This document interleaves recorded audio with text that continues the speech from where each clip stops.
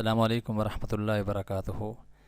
اعوذ باللہ من الشیطان الرجیم، بسم اللہ الرحمن الرحیم۔ محترم سامعین، میں امید کرتا ہوں آپ سب خیریت سے ہوں گے۔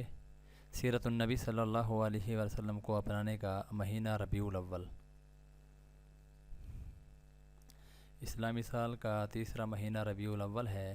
یہ مہینہ فیوض و برکات کے اعتبار سے امتیازی اہمیت کا حامل ہے۔ اللہ کے حبیب صلی اللہ علیہ وسلم اسی مہینہ میں جلوہ افروز ہوئے، اسی ماہ میں ہجرت فرما کر مدینہ طیبہ تشریف لائے، جہاں حکومت الہیہ کی داغ بیل ڈالی، اور اسی ماہ مقدس میں تکمیل شریعت سے سرخ رو ہو کر 63 برس کی عمر میں دنیا سے کوچ فرما گئے۔